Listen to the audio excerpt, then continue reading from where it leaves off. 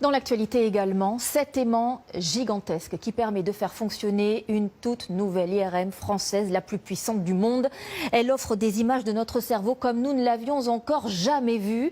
Les premières ont été publiées ce matin. Caroline Bell et Stéphane de Perroy ont tout suivi en exclusivité de cette avancée considérable qui représente un immense espoir pour notre santé. Voilà notre cerveau, comme vous ne l'avez jamais vu. Capté avec une précision inégalée dans le monde, une petite révolution pour les scientifiques. Donc on peut se balader dedans à une résolution qui est assez impressionnante. Une navigation grâce à cette IRM, dont le champ magnétique est 8 fois supérieur à la normale. Aujourd'hui, elle accueille ses premiers volontaires. Voilà, tu dois rien ressentir de particulier. Dans ce laboratoire de recherche du CEA. Super.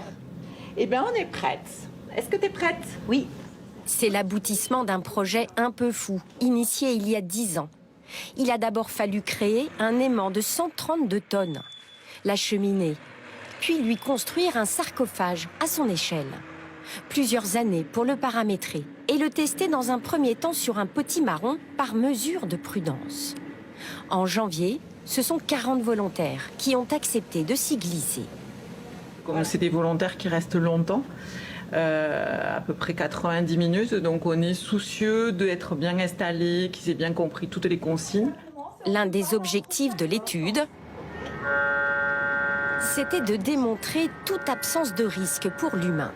Ça ne m'a pas impressionné plus que ça, on nous explique bien les choses, on est bien pris en charge. C'est plutôt intéressant, je trouve, de pouvoir aider à la recherche scientifique.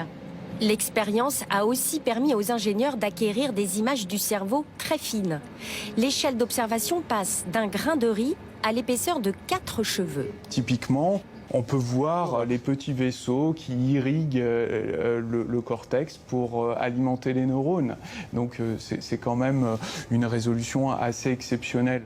Voilà qui ouvre des perspectives vertigineuses. On va pouvoir explorer tout le potentiel que cette IRM exceptionnelle offre pour à la fois comprendre le fonctionnement du cerveau sous toutes ses coutures, mais également les maladies propres au cerveau, comme par exemple la maladie d'Alzheimer. Cette IRM hors norme va désormais pouvoir accueillir les équipes de recherche du monde entier.